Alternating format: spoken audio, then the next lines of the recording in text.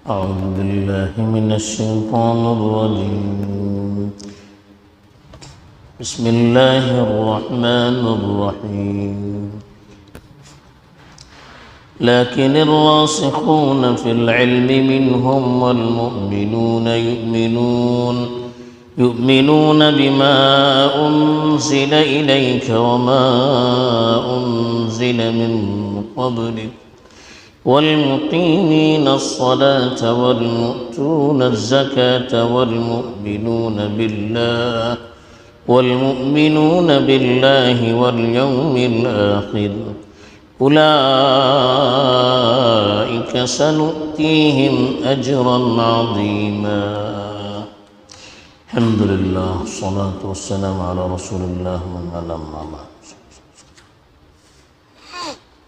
پیچھے کئی آیتوں میں یہودیوں کی کمزوریاں اور ان کی نافرمانیوں کا تذکرہ تھا، اور اس کی وجہ سے اللہ کی طرف سے جو عذابات ان پر مسلط کیے گئے، نعمتوں سے محرومی کی صورت میں ان کا تذکرہ چل رہا تھا. اسی ضمن میں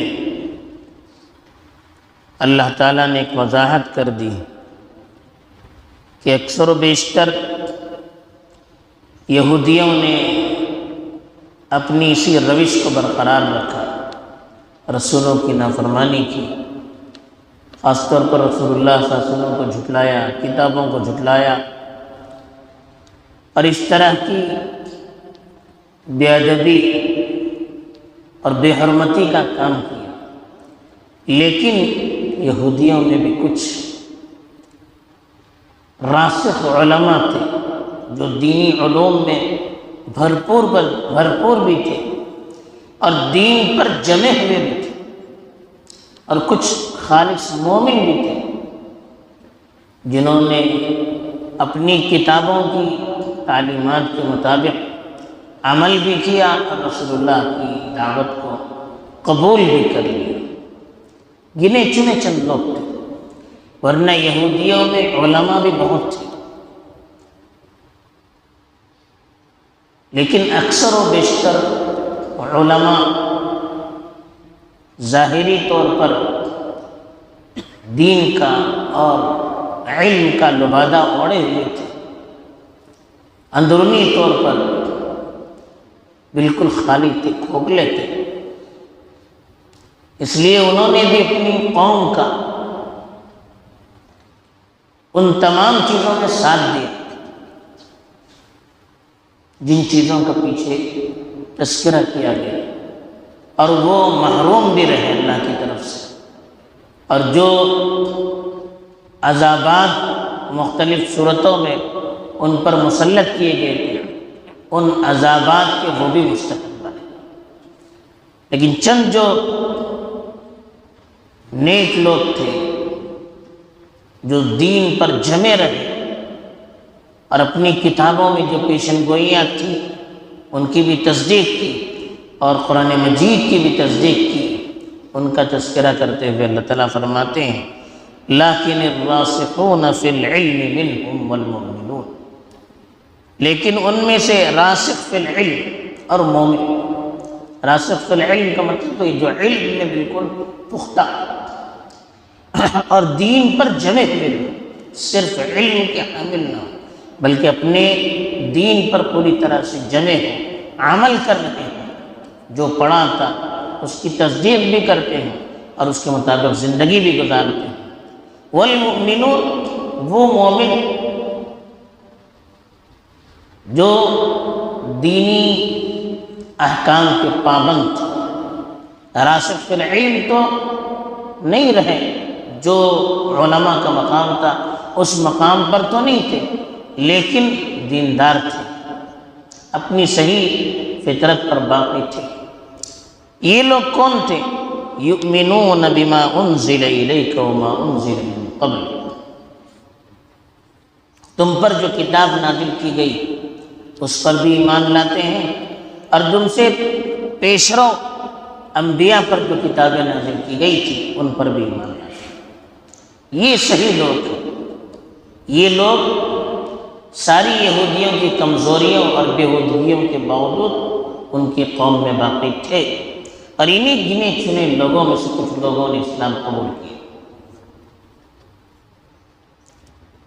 اور خاص طور پر ان کی صفات بتاتے ہوئے فرمایا والمقیمین الصلاۃ، خاص طور پر نماز قائم کرنے والے، والمؤتون الزکاۃ، زکوٰۃ دینے والے، والمؤمنون باللہ والیوم الآخر، اللہ اور آخرت کے دن پر ایمان رکھنے والے۔ یہ خاص طور پر تذکرہ کیا، اس میں بھی نماز کا خصوصی تذکرہ کیا، اور جو سیاق تھا اس سے بدل کر والمقیمین کا، تو اس کے بارے میں علماء نے لکھا ہے کہ نماز کا خصوصی طور پر تذکرہ کرنے کی وجہ ہے، ایک تو نماز تمام عبادتوں کی جڑ، جو نماز کا پابند رہتا ہے وہ ساری چیزوں کا پابند رہتا ہے، جو نماز سے مکر جاتا ہے، نماز کو چھوڑ دیتا ہے، وہ دین کے سارے شعبوں میں کمزور ہو جاتا ہے۔ اس لیے حدیث میں بھی کہا فَمَنْ ضَيَّعَهَا فَهُوَ فَمَا سِوَاهَا أَضْيَعُ، جو نماز کو ضائع کرتا ہے وہ دیگر شعبوں کو تو اور زیادہ غفلت کرے گا، دیگر شعبوں کی تو اور زیادہ لاپرواہی کرے گا۔ دوسری چیز، نماز ساری عبادتوں پر لے جانے والی ہے اور ساری برائیوں سے بچانے والی ہے۔ ان الصلاۃ تنہی عن الفحشاء والمنکر، اسی لیے اہل کتاب کے